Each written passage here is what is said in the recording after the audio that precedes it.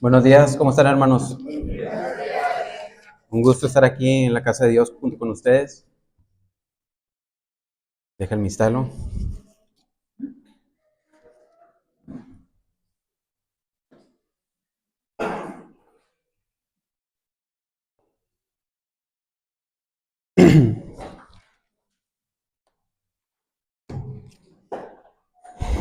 Es mi deseo para todos ustedes, hermanos, que esta palabra sea de gran bendición para sus vidas, así como lo ha sido para la mía.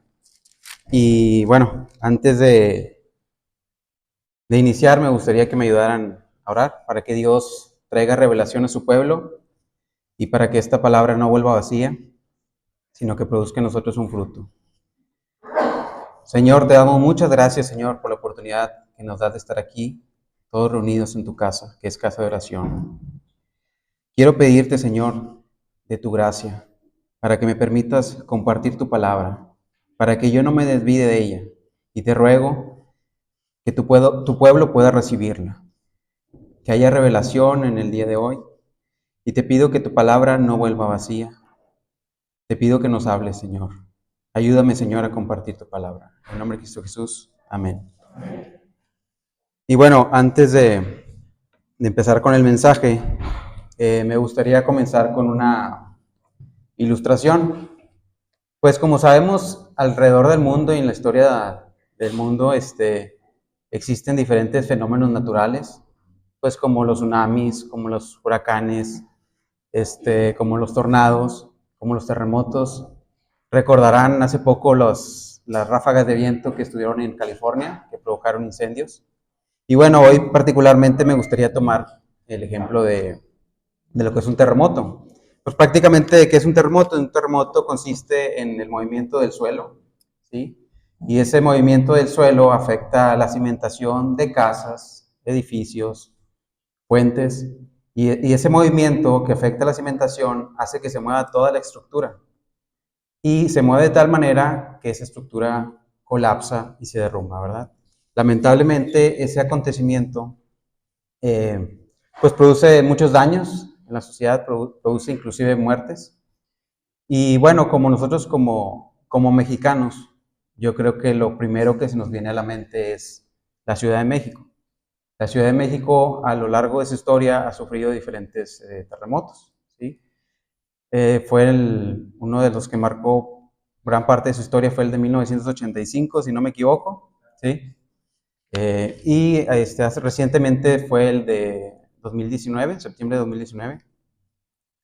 Y bueno, algo muy interesante es que si uno busca en internet las ciudades más afectadas por los terremotos, se encontrarán que son demasiadas ciudades, ¿sí? Yo por ahí encontré que aparte de la Ciudad de México, obviamente nos identificamos como mexicanos, pero encontré Lima, Perú, encontré unas ciudades en China, en Taiwán, inclusive en Turquía. Y bueno, algo interesante es que pues estas ciudades no abandonaron la ciudad, al contrario, tuvieron que hacerle fuerte a este efecto natural, este fenómeno natural, y ¿qué es lo que provocó? Provocó que hicieran construcciones mucho más resistentes, mucho más fuertes, para poder resistir esos movimientos del suelo, ¿verdad? Y bueno, yo tengo un compañero que es ingeniero civil y me contaba que él había participado en un proyecto en la Ciudad de México específicamente, y me comentaba que la cimentación es un punto importante. Me comentaban que hacen como una especie de pilotes que miden de diámetro como 1,20 m y con 20 metros de profundidad.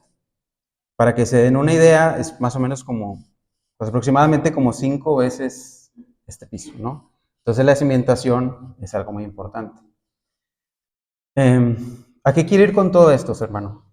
Trasladándolo al aspecto espiritual. Nosotros, cada uno de nosotros somos parte de la iglesia. Cada uno de nosotros somos una columna, ¿sí? Somos un edificio, un templo. Y esa columna debe estar cimentada en el fundamento verdadero que es Cristo. Cada esta columna ha sido edificada ahí Y así como hay muchas columnas, como pueden ver aquí, esas columnas deben de unirse para hacer un edificio resistente y fuerte.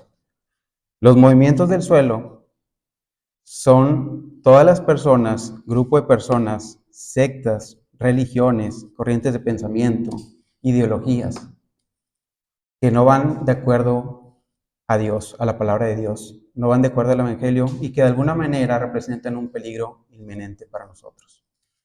Hoy quiero hablar específicamente de una iglesia que también estaba bajo un peligro inminente. Existían muchas herejías, muchas corrientes de pensamiento, y esa iglesia es la iglesia de Colosas. Y el tema que vamos a tratar el día de hoy se llama la suficiencia de Cristo. ¿Sí?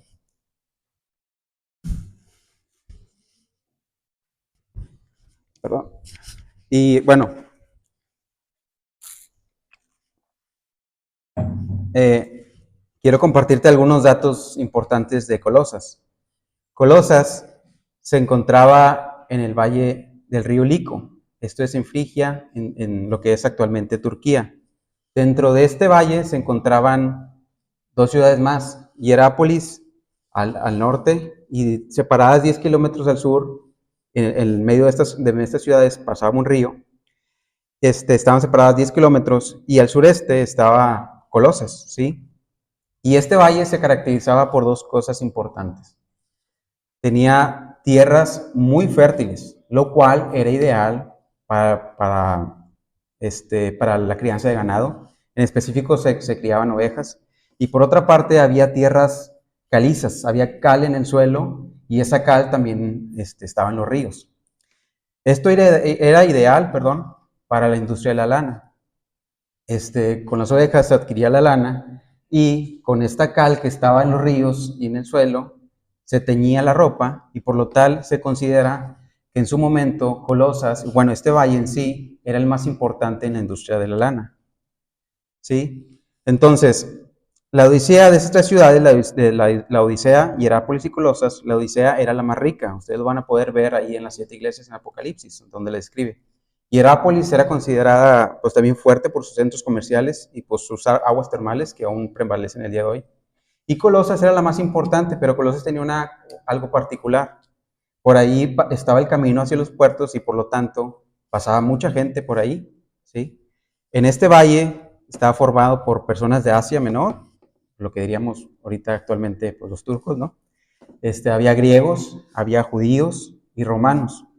Lo que hacía de esta ciudad este valle lo hacía multicultural, por lo tanto había muchas diferentes culturas y muchos diferentes pensadores y lo que hacía que existieran este tipo de herejías, ¿sí? Y bueno, Colosas fue el resultado del ministerio de la predicación del apóstol Pablo en Éfeso.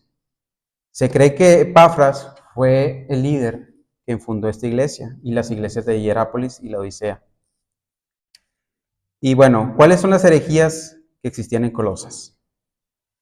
Las herejías eran distintas, pero mi objetivo es trasladarle a ustedes qué es lo que afectarían estas herejías y estas corrientes de pensamiento.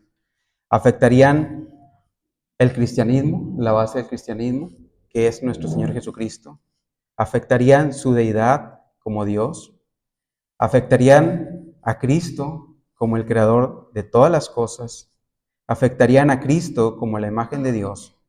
A Cristo como revelación directa de Dios. Afectarían su encarnación. Y si afectan su encarnación, eso significa que afectaría que Jesucristo es el único camino para llegar al Padre y es el único medio para llegar a Dios. Epafras como líder de la iglesia, al ver esto, al ver este peligro inminente, al ver esta preocupación, fue a visitar al apóstol Pablo. Y el apóstol Pablo estaba preso en Roma y traslada esta preocupación hacia él y escribe la carta de los Colosenses. Dicho lo anterior, dicho esta introducción, me gustaría que pasáramos al mensaje principal que se encuentra en Colosenses 2, del 1 al 10.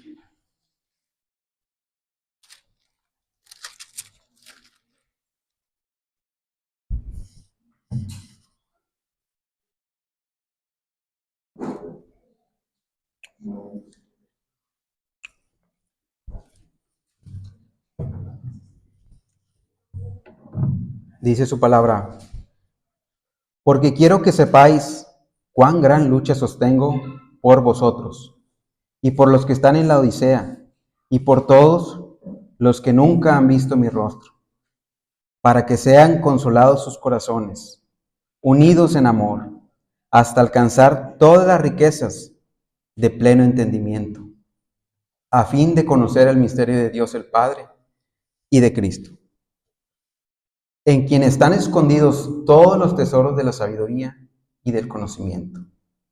Y esto lo digo para que nadie os engañe con palabras persuasivas, porque aunque estoy ausente en cuerpo, no obstante en espíritu estoy con vosotros, gozándome y mirando vuestro buen orden y la firmeza de vuestra fe en Cristo.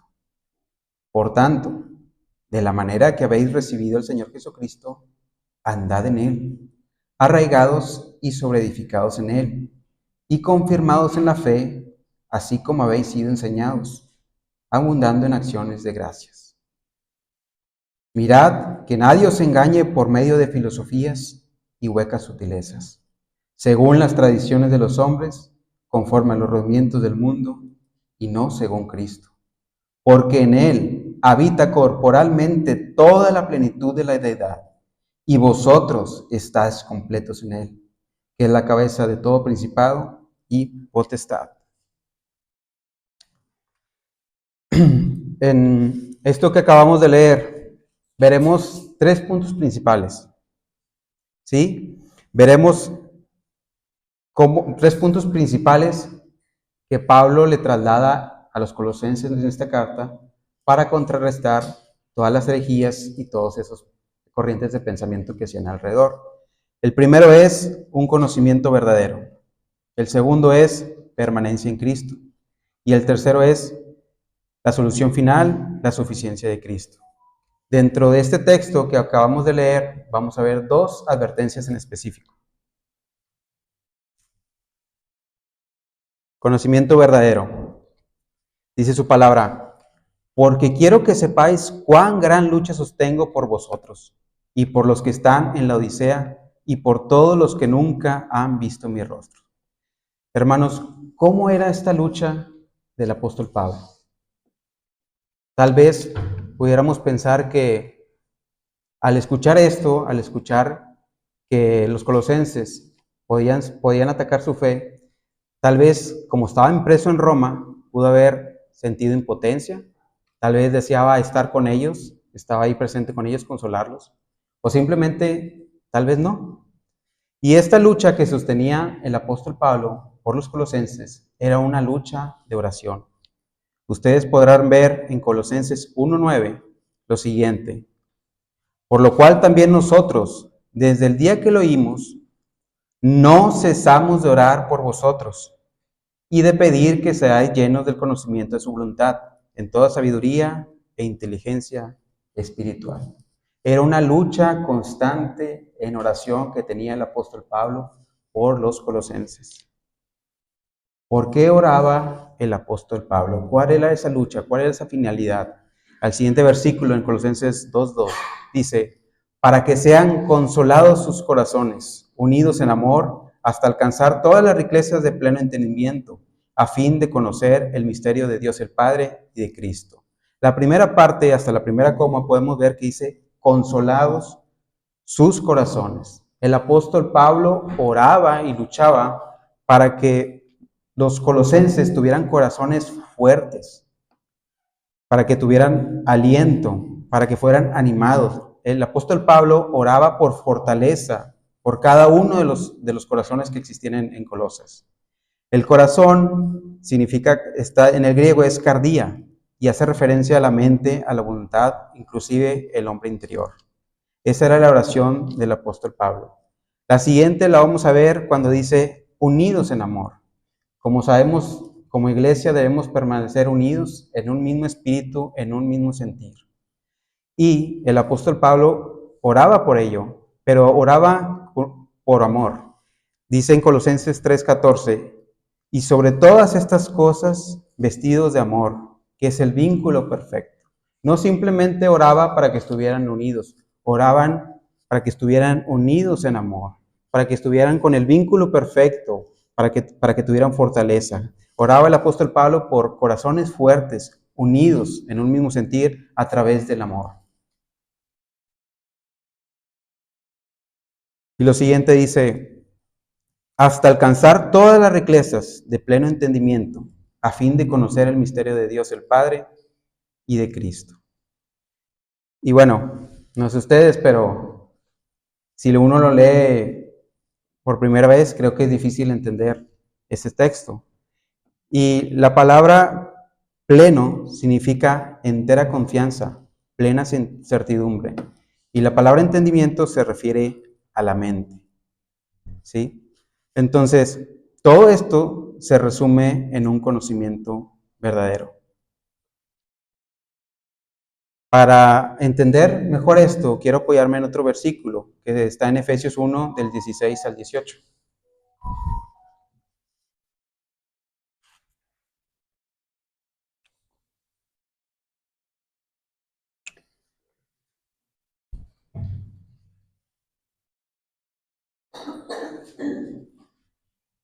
Dice su palabra, no ceso de dar gracias por vosotros, haciendo memoria de vosotros en mis oraciones, para que el Dios de nuestro Señor Jesucristo, el Padre de gloria, os dé espíritu de sabiduría y de revelación en el conocimiento de Él, alumbrando los ojos de vuestro entendimiento, para que sepáis cuál es la esperanza a que Él os ha llamado y cuáles las riquezas de la gloria de su herencia en los santos.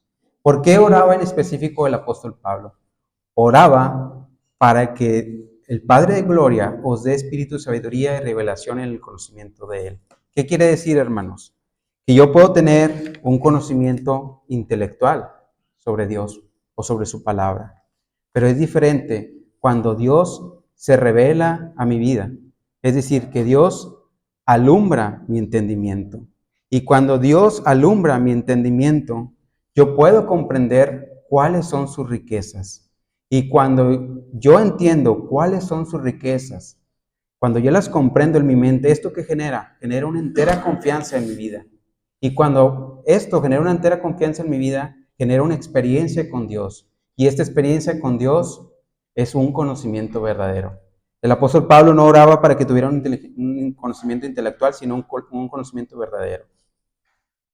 Quiero ilustrarlo de otra manera. La palabra de Dios habla sobre las riquezas de su gracia. ¿Sí? Entonces, Dios se revela a mi mente, trae revelación a mi mente. Yo cuando comprendo esto, cuando comprendo su abundante gracia, comprendo que yo he sido salvo por la fe, que yo he sido salvo porque el Señor Jesucristo murió por mí, que yo he sido salvo sin importar los pecados que haya cometido. Y eso trae en mi vida paz, seguridad y estabilidad. Y eso trae una experiencia y eso hace que yo tenga un conocimiento verdadero de Dios. La semana pasada, Juan Enrique nos comentó que él leyó Efesios y que cuando él leyó Efesios tuvo una revelación. Y seguramente esa revelación trajo mucha paz a su vida, mucha seguridad a su vida. Y eso es un conocimiento verdadero de la palabra. Un conocimiento verdadero es experimentar a Dios. Y esta es la oración de Pablo para que tengan una plena convicción de Dios. Pablo oraba para que los colosenses estuvieran firmes.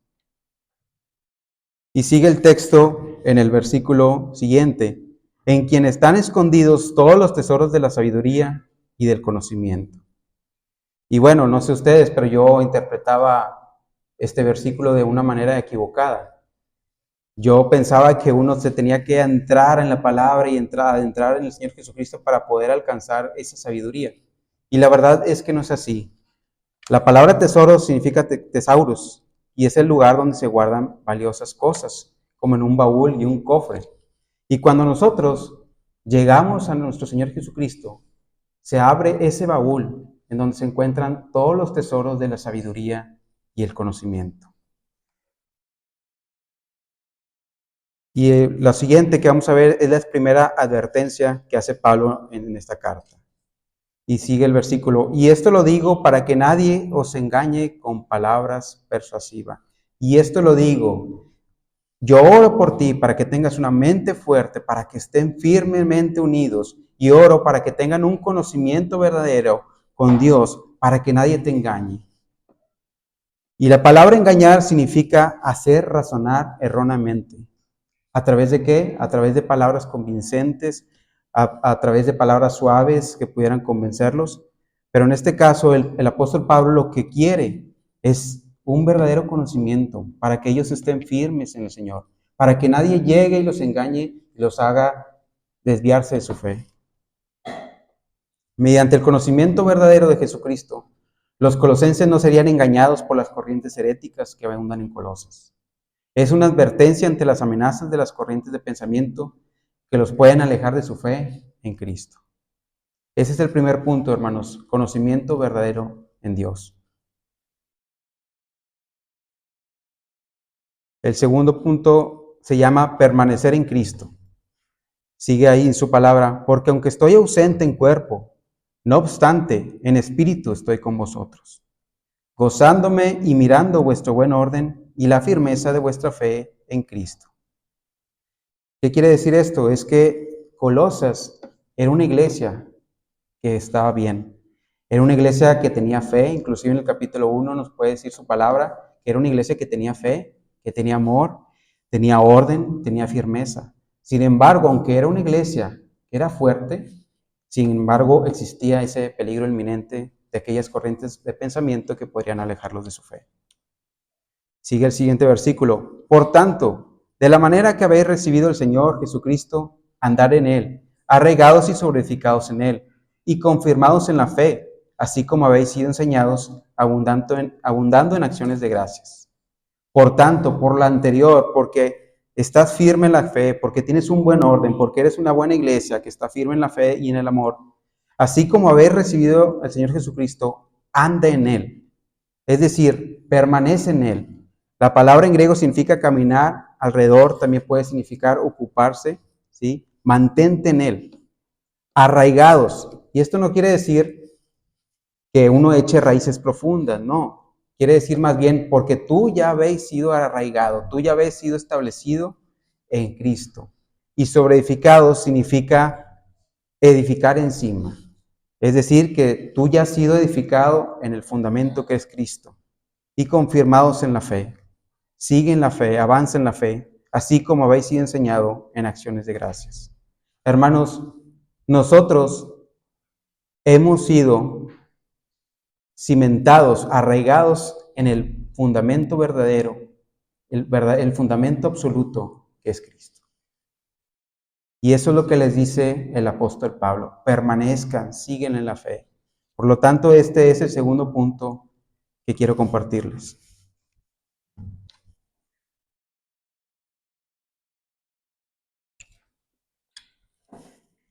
Y el tercer punto es la solución definitiva que Pablo presenta en esta carta para todas aquellas corrientes de pensamiento y todas aquellas filosofías que había por ahí, y que es la suficiencia de Cristo. Aquí también podemos ver que es la segunda advertencia que hace el apóstol Pablo. La primera fue que no fuéramos engañados con palabras persuasivas, y esta es la segunda advertencia que hace el apóstol Pablo. Dice su palabra: mirad que nadie os engañe por medio de filosofías y huecas sutilezas, según las tradiciones de los hombres, conforme a los rodimientos del mundo, y no según Cristo. Dice, mirad, presta atención, está atento, que nadie, que ninguna persona te engañe. Y aquí quiero recalcar lo que significa la palabra engañe. Y la palabra en griego es diferente a la otra que vimos, que la primera era hacer razonar erróneamente. Esta palabra, engañar, en griego significa llevarse como botín. Y era un término que se acuñía a la guerra. Quiere decir llevarse como prisionero. ¿Sí? El botín era parte de, muchas veces, del salario de los soldados.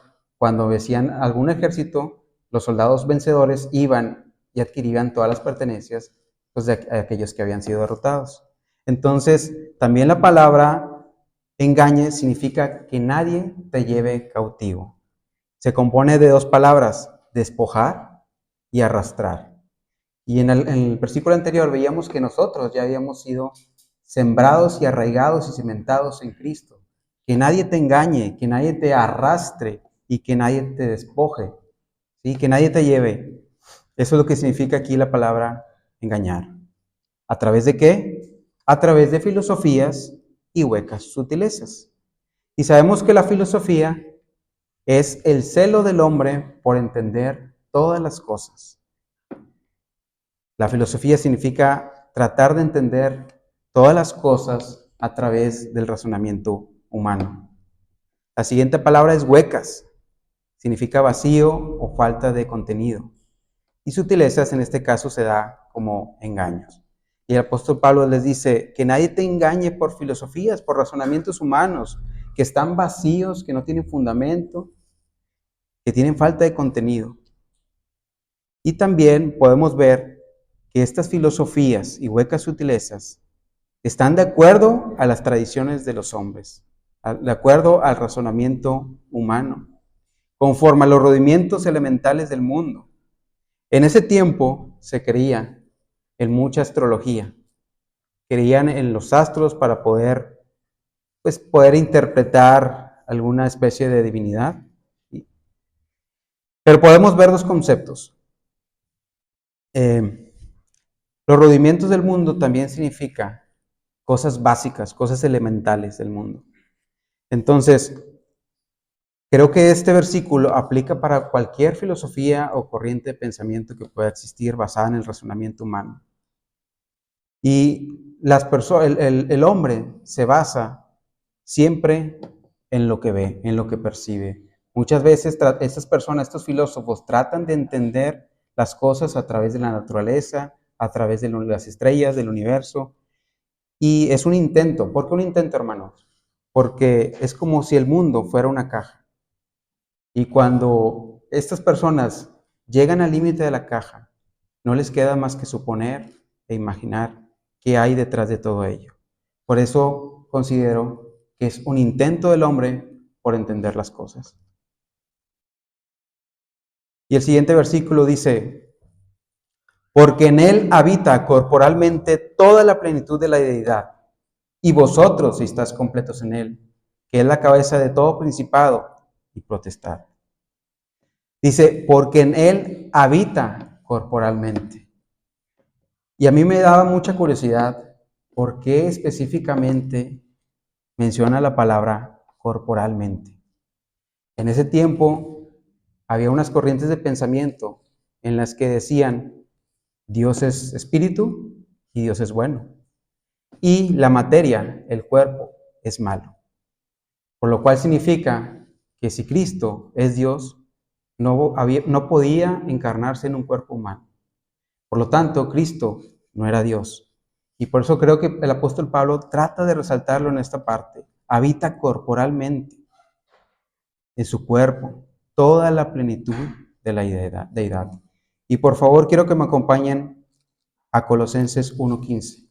No sé si me puede alguien hacer favor de leerlo.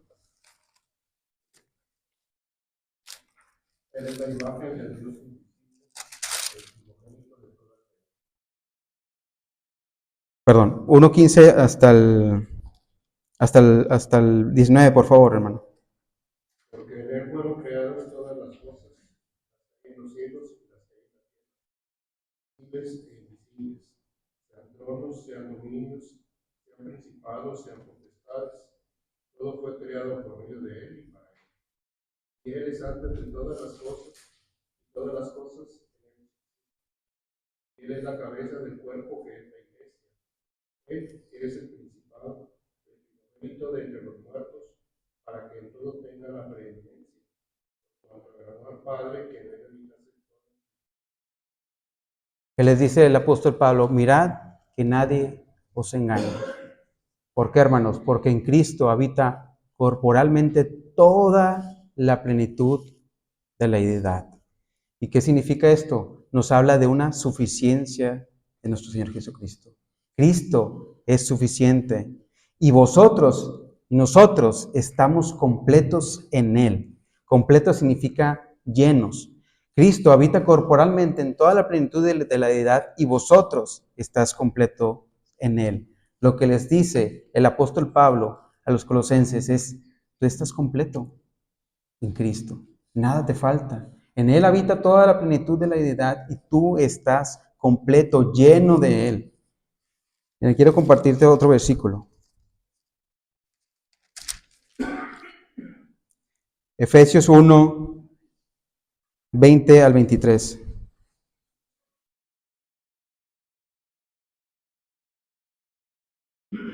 Dice su palabra, la cual operó en Cristo, resucitándole de los muertos y sentándole a su diestra en los lugares celestiales, sobre todo principado y autoridad y poder y señorío, y sobre todo nombre que se nombra no solo en este siglo, sino también en el venidero. Y sometió todas las cosas bajo sus pies, y lo dio por cabeza sobre todas las cosas a la iglesia, la cual es su cuerpo, la plenitud de aquel que todo lo llena en todo. Cristo es suficiente y nosotros, hermanos, estamos completos en Él, en su totalidad. Después sigue el siguiente parte del versículo, que es la cabeza de todo principado y potestad. Cristo está encima de cualquier cosa. Todo está bajo sus pies, todo está bajo Él.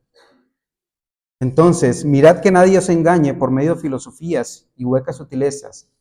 Podemos ver que el apóstol Pablo en este versículo también pone en un plano al hombre y a Cristo. Y Cristo es la cabeza de todas las cosas. Entonces el apóstol Pablo les dice, tú has creído en Él, tú estás completo en Él y en Él hay suficiencia total. Entonces,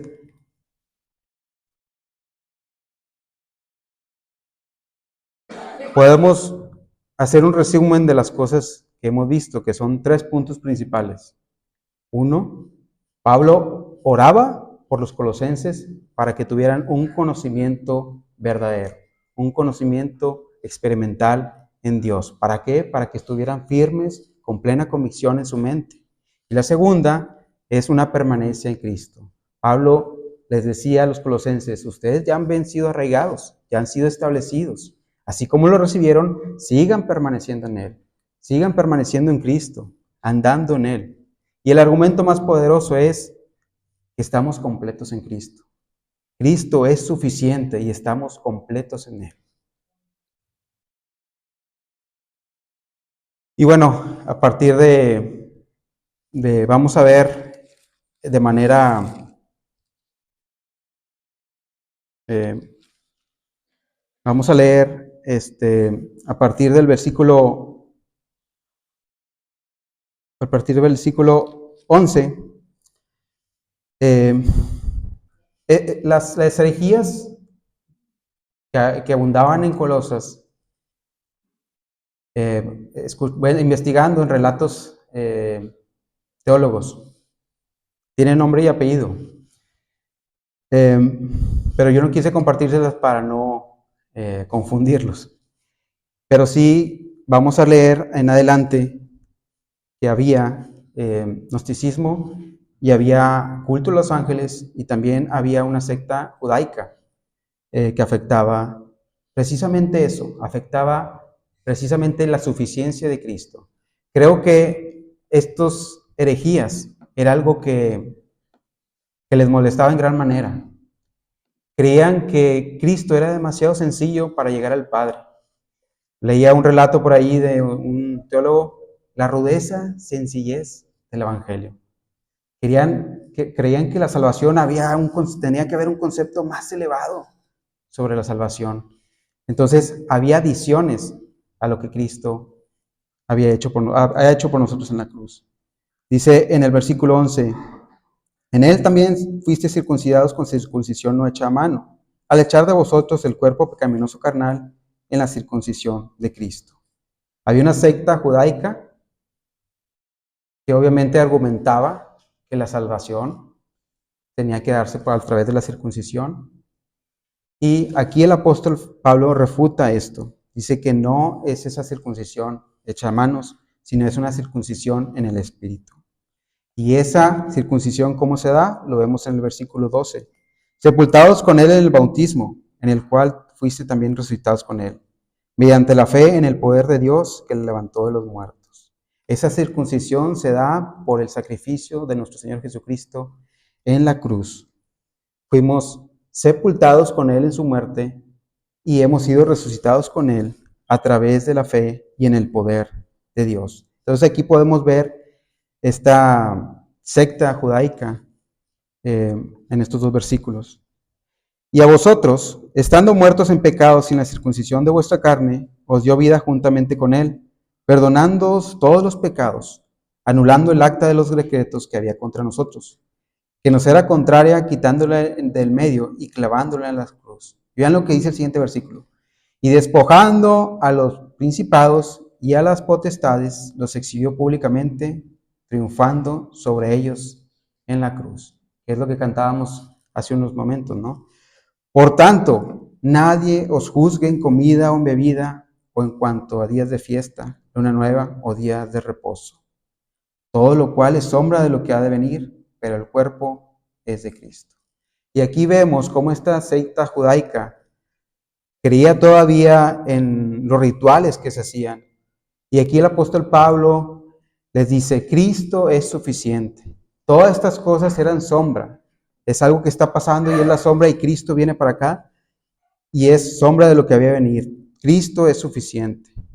El siguiente versículo dice, nadie os prive de vuestro premio, afectando humildad y junto a los ángeles, entremetiéndose en lo que no han visto, vanamente hinchado por su propia mente carnal, y no haciéndose de la cabeza, en virtud de quien todo el cuerpo, nutriéndose y uniéndose por las coyunturas y ligamentos, crece con el conocimiento que da Dios.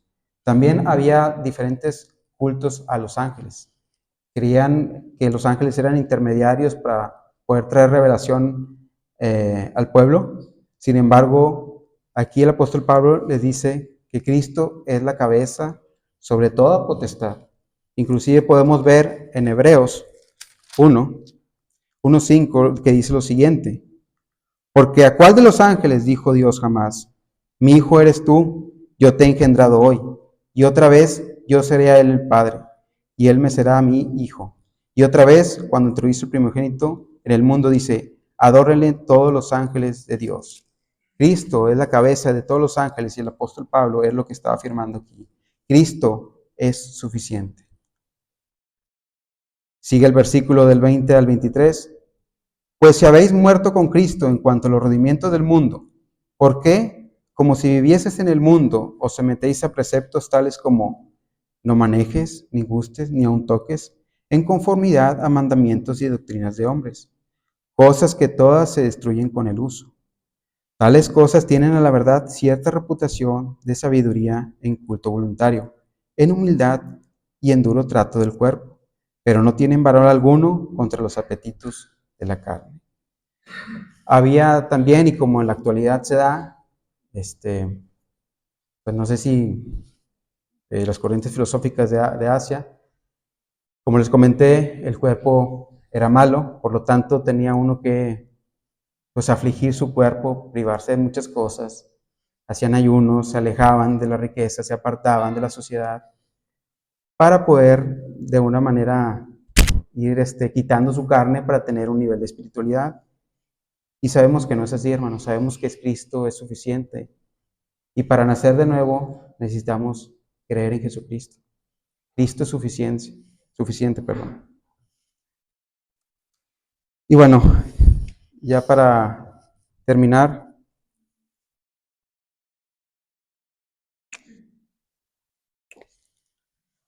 hay algo que se me olvidó decirles de la iglesia de Colosas. La iglesia de Colosas y todo el valle donde estaba la Odisea y Herápolis sufrió un terremoto. Y ahorita ese valle y esas ciudades están en ruinas. Por eso quise tomar la introducción, me llamó mucha atención eso. Y creo que también nosotros, si no estamos en el fundamento de la suficiencia de Cristo, también podemos ser afectados o nuestra fe puede ser afectada por aquellas corrientes de pensamiento. Y entonces, hermanos, lo que le quería compartir es eso, que nosotros permanezcamos firmes, porque esas corrientes van a estar ahí y no se van a ir. Y tal vez hoy en el mundo existen muchas personas que tienen muchas filosofías y pensamientos y que nada afecte nuestra fe porque nosotros hemos sido arraigados sobre el fundamento absoluto, sobre el fundamento verdadero, que es la suficiencia de Cristo. Cristo es suficiente. Estamos completos en Cristo. Para hacer así juntos, hermanos, una iglesia firme en el Señor, podamos ser de bendición para otros. ¿A través de qué? A través de un conocimiento verdadero y preciso, profundo de Dios. A través de que permanezcamos en Él, entendiendo que Él ya nos ha tomado y nos ha arraigado y hemos sido edificados sobre el fundamento absoluto. Y a través de este argumento poderoso que es la suficiencia de Cristo. Vamos a orar, hermanos, para terminar. Gracias, Señor, por tu palabra.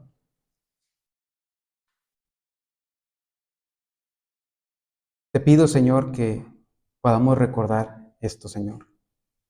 Que te busquemos para poder tener nosotros un conocimiento verdadero de ti, un conocimiento preciso de ti, no intelectual, Señor, sino que podamos experimentarte para estar firme en aquello que tú nos has arraigado, que es Cristo Jesús, el fundamento absoluto y verdadero.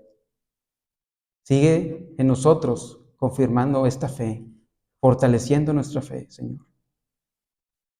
Y Señor, te agradecemos por tu suficiencia. Te agradecemos por el sacrificio de tu Hijo. Gracias porque en Él hay victoria. Gracias por venir al mundo a morir por nosotros. Gracias porque Cristo es suficiente y nosotros estamos completos en Él. Ayúdanos, Señor, a como iglesia, a permanecer firmes, a avanzar en la fe, a crecer en conocimiento. Y así, Señor, que nada nos afecte, entendiendo que tú lo eres todo. Te damos gracias, Señor, en el nombre de Jesús. Amén. Gracias, hermano.